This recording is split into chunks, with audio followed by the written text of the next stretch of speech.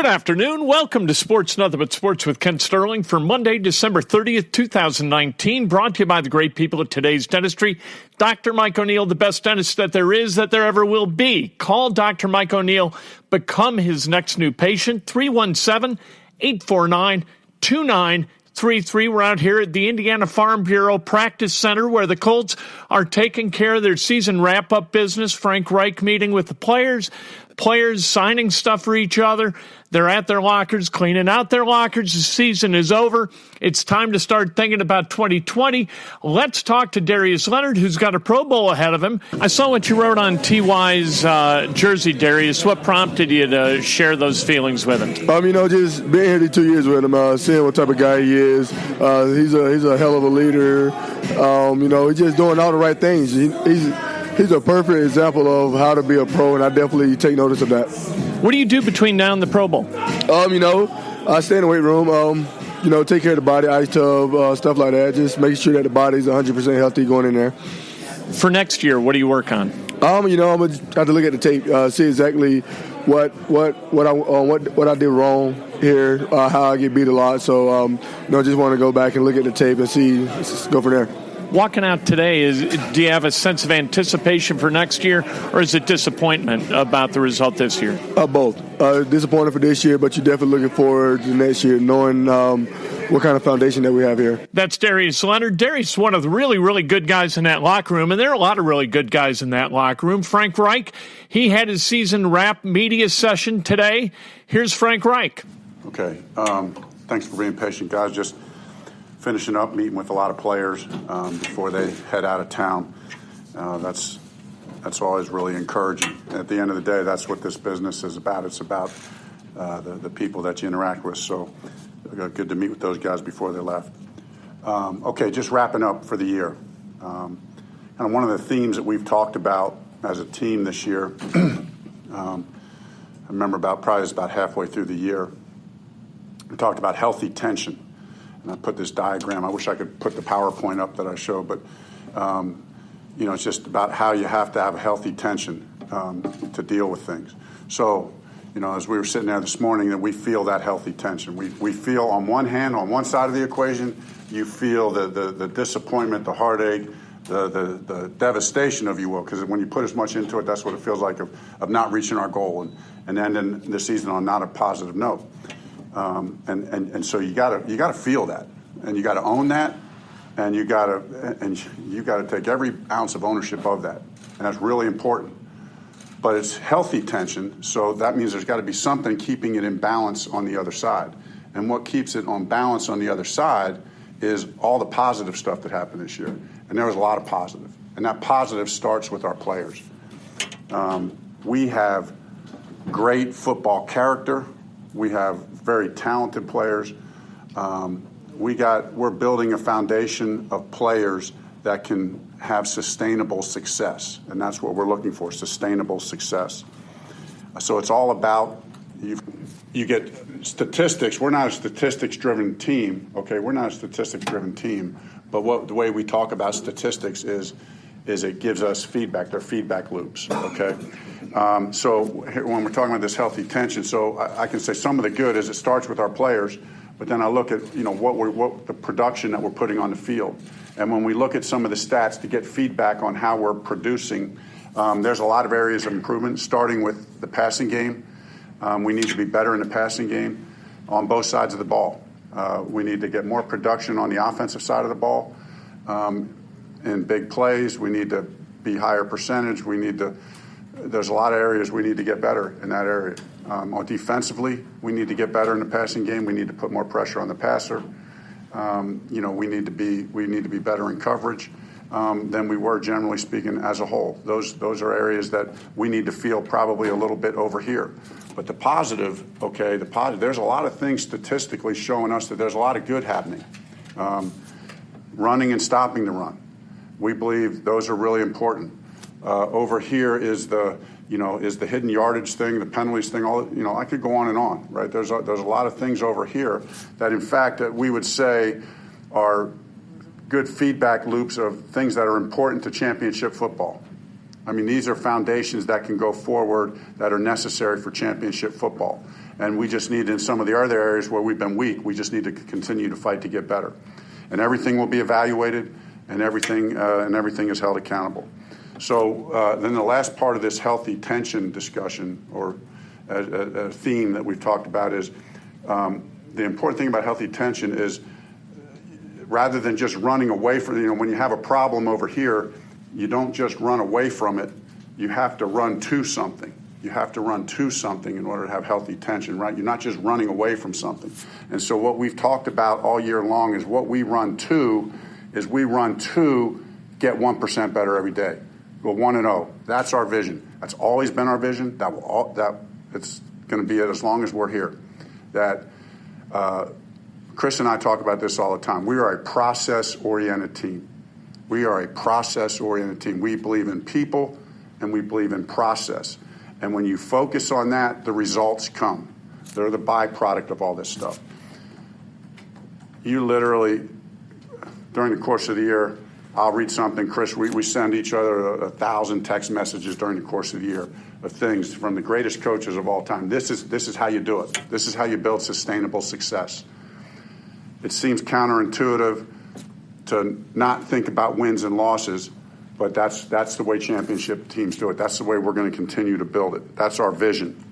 And it's around that vision of toughness, a relentless pursuit to get better every day, and an obsession to finish. That's what we said when we came in here. It's about a relentless pursuit to get better every day, an obsession to finish. So we'll continue with that vision, and that's what we're running to. But it's also about, you talk about vision, and that's the vision. You also got to talk about leadership, because you need both. You need both. You need vision and you need leadership. And I'm just encouraged that here in the Horseshoe, we got the right leadership. We have the right ownership, and that starts with ownership. I mean, meeting with Mr. Irsay every week, it's an absolute privilege and joy. The man is as passionate as anybody I've ever been around about football. He knows the game. He eats and sleeps and drinks and breathes this game. I mean, he knows it inside and out. He's old school owner, and love that. So we have that from our owner. We have that from our GM. I can't say enough about Chris. He's the right leader. He has the right vision, and we'll continue to follow that lead. And then we have the right locker room. You need the right leadership in the locker room. We got the right leaders. We're putting the right leaders in there, the kind of guys that can help lead us to that vision. So that was kind of the theme this morning, and the theme and the message in the meeting. And there were some other things that we said, but too long for now. But then the last thing I would say, just as far as any personnel, I'm not going to make any blanket statements about coaches, personnel, or anything going forward. We're in evaluation mode. We'll be that. It'll be the same message every year. It's a long evaluation. Everybody's held accountable from the top down. We're all held accountable, and everything will get evaluated. There will be turnover. There always is in this league, but it's always to make the team better. And we all embrace that. We know when you sign up to play in the big leagues, you better be able to handle that. And so we all can handle that. Our players and coaches, we all can handle that. And then, so sometimes the last thing I would say, the last statement I would say would be this. Sometimes, as disappointing of a year as this was, sometimes you got to take a step back before you take a step forward. Last year we came out slow and finished the year really strong, and everything was going in the right direction. Obviously had some changes and all that stuff that we all know about at the beginning of the year. And so in some ways we took a small step back, but what I see and what I envision is that while we took a step back as far as results, there's a lot of other things that made us better. Having to go through the adversity that we went through this year, it helped us build in other ways that I think are going to help sustainable long-term success. So just encouraged and excited about next year. Frank, you're not talking about personnel evaluations, but from us talking to Costanzo, he's considering his next move, play or retirement. Has he shared that with you? Can you share your discussions with him? Yes. Spoke with him today. Spoke with him this morning. I know Chris talked to him. We just made no bones about it. Hey, We want you as our left tackle. We're going to respect you and your decision to, think about what you want to think about. But there's no one else that we envision being in our left tackle. We think he had an unbelievable year. I think he's the best left tackle in the league. I really do. I mean, I think this guy's a stud player. And I think he's had his best year of his career. And just looking forward to hopefully getting him back. But he has not shared anything with me about what he's going to decide or how he's going to process through that decision. We all need a little space. It's an emotional year. You don't have no sense on a timeline there. No, we didn't talk about a timeline. Frank, do you believe the leash for Adam and Attorney was too long this year? And do you have any regrets about how that situation was handled? No, I mean, I really don't. I wish it would have worked out better. I mean, the numbers-wise, but when I look back on it, and I think I'm being pretty honest with myself, given all the factors, given his history, given what we were seeing out of practice, given the fact that it started out a little bit slow, but then he hit a little bit of a groove for 3 or 4 games. He had earned it. I think he earned it, and I think he earned the right to play that thing out until the end with the injury. And so, no, I don't have any regrets on it. I mean, like you said, evaluation, did it hurt the team?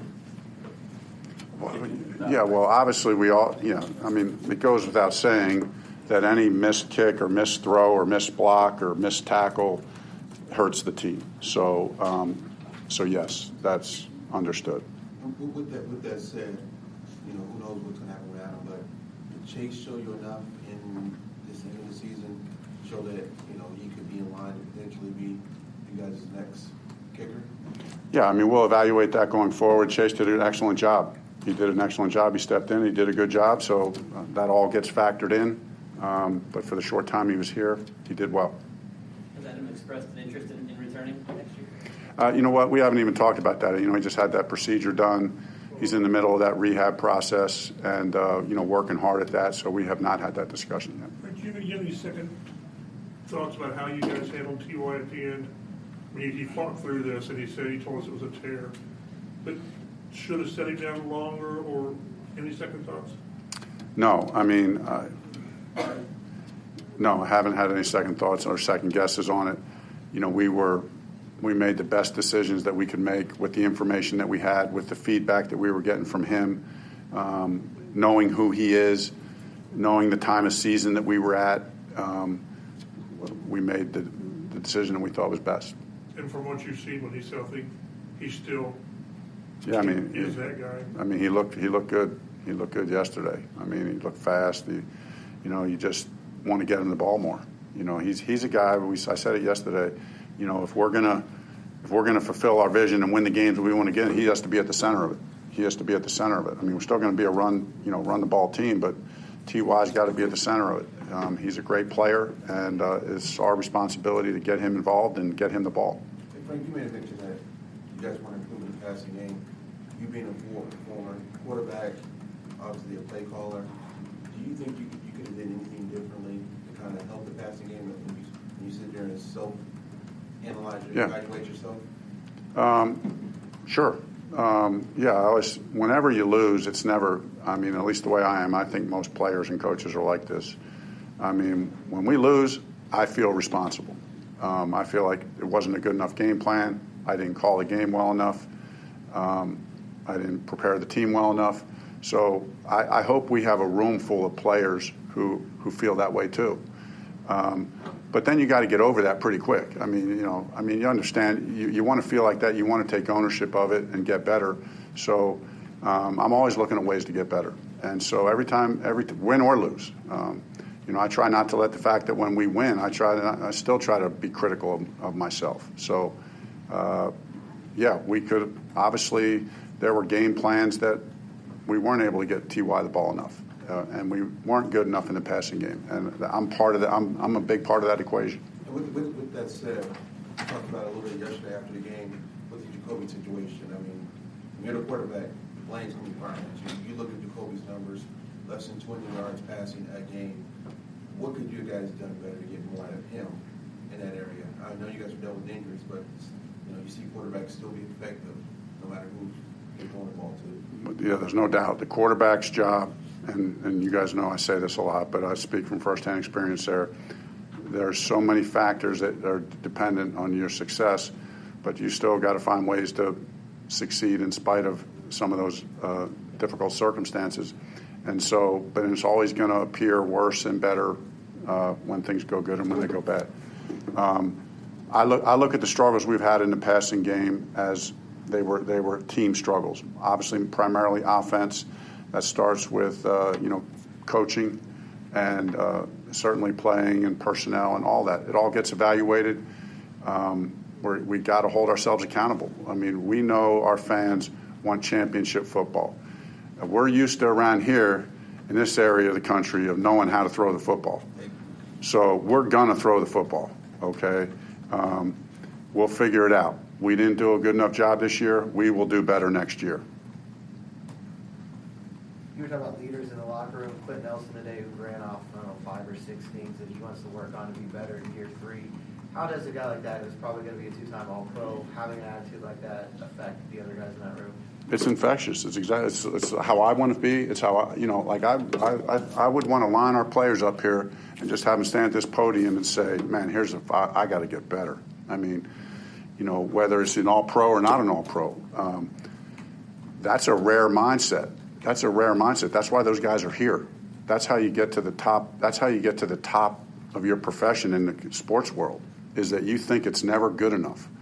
And you want it for yourself and you want it for your teammates. You want it for your teammates. That's what's great about football. It's a team sport, and you want to get better because you want to be the best, but you want to provide that for your teammates as well. Quentin is the epitome of that. I mean, he's always talking about that. What clarification on Costanzo, was this a conversation you guys had prior to today, or was this something you're just learning about, the fact that he's mulling this decision? No, today was the first day we had that conversation. In August, after everything that happened, you and Chris sat up there and said, our belief in Jacoby is unflinching and he's going to step up. Is that emotion the same today, and why or why not?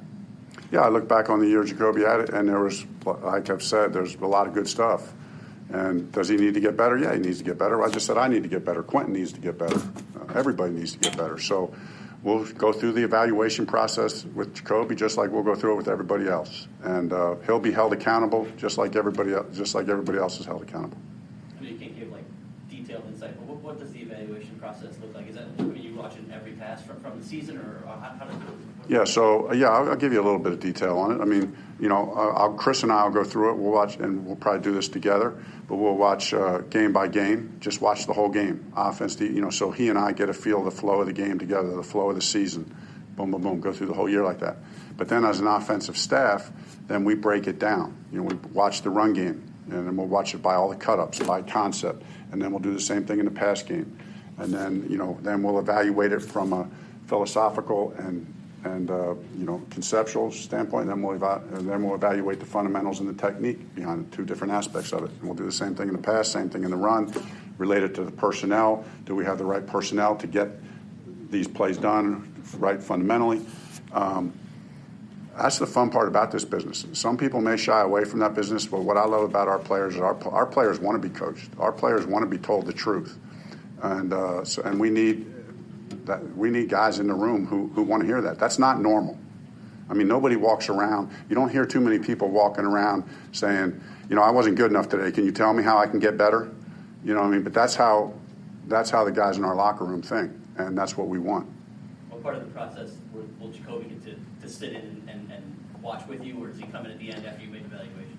Yeah, I wish he could be in here tomorrow, but unfortunately by the rules he can't. You know what I mean? So we got to wait till April to do that. In the old days, that started pretty quick, But so when they get back here, whenever they get back here, we'll watch through every cut up, every pass, and go through the good and the bad. And there's a lot of good. And just when we talk about these players who want to get better, these are also players out. It's the healthy tension of, hey, I want to get better, but believe me, I'm a beast.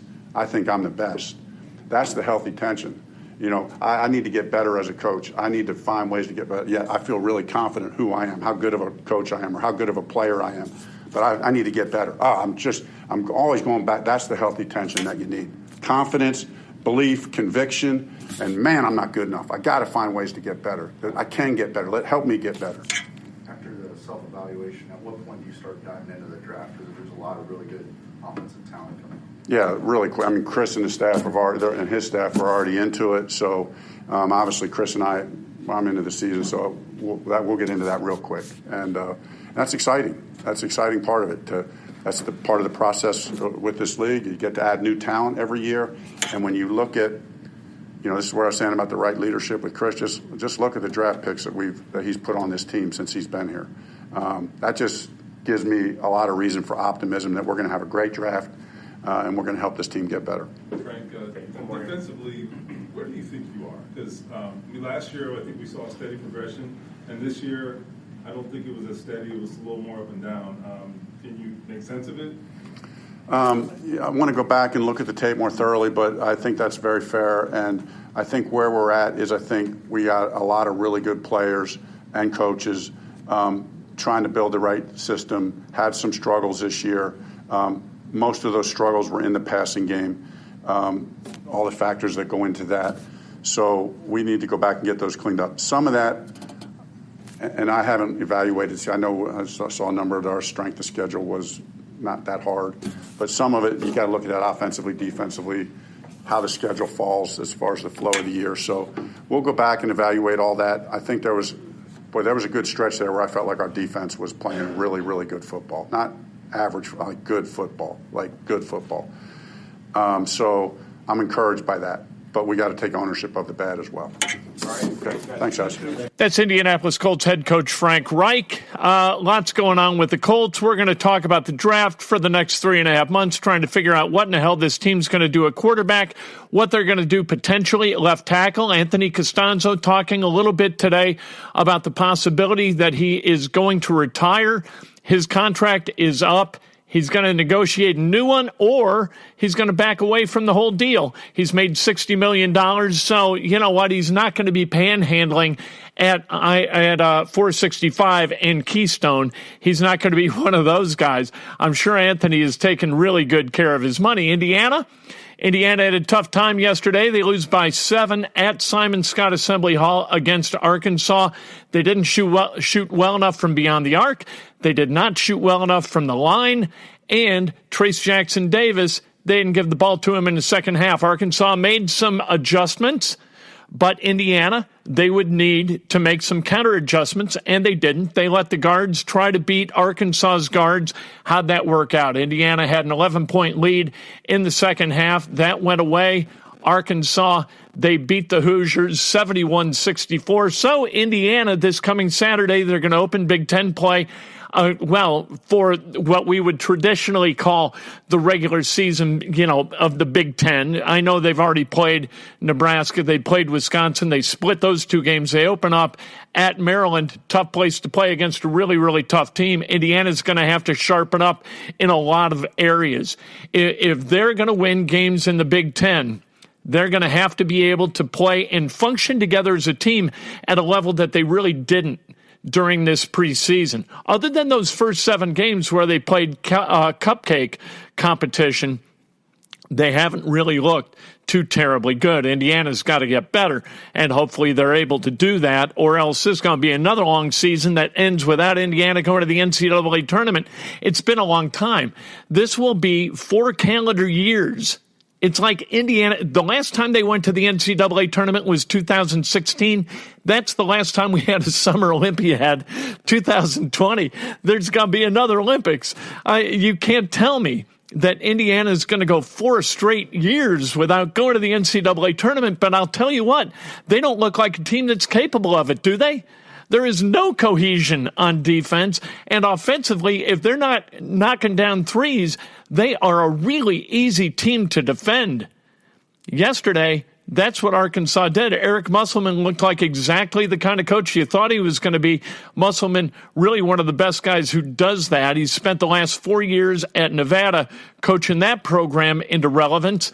Now he's at Arkansas. I'm sure he's going to get the same thing done. I thought maybe Indiana was going to be able to sneak away with a win, but once they went big on Trace Jackson Davis, the Indiana offense just kind of fell apart. And the reason for that, it's the same thing that happened against Notre Dame last weekend at the Crossroads Classic. They left a lot of points on the board, both from the foul line, 11 points if you count the missed opportunities on the back end of one-on-ones that didn't exist because the front ends were missed. And you had some layups that could have gone in the first half and could have extended that lead to 15, 17 points. And then maybe Arkansas thinks, well, it's not really our day, and they stopped grinding in the way that they did in the second half. And you know what happened? The Indiana left the door ajar, and all of a sudden the Razorbacks, they walked through it. So Indiana, they finished the preseason 11-2. Like I said, they get going this Saturday against Maryland. At Maryland, and you know what? We'll hope for the best, won't we? This has been Sports, Nothing But Sports with Kent Sterling. What a day. The Colts, I like the Colts moving forward. You know what? If Costanzo retires, though, that's a lot of heavy lifting this offseason. Brissett, what happens? Eberflus, what happens? Those are the big questions to me. We'll talk about that tomorrow morning. Breakfast with Kent, bright and early, 8 o'clock. On Facebook Live, and then about 8:15 on Periscope Live. It's a show so nice we do it twice, all brought to you by the great people at Today's Dentistry and the author and self-publisher of Oops, The Art of Learning from Mistakes and Adventures, written by me. You can get it on Amazon.com. Just go to Amazon.com and search under books, Oops, and Sterling, or Oops and Kent, or Kent Sterling. Any of those. You can buy the hardcover. You can buy the audiobook. You can buy the ebook. All right there. Enjoy it. At the very least, you can laugh at my expense, all right? We'll talk to you tomorrow morning. Join me.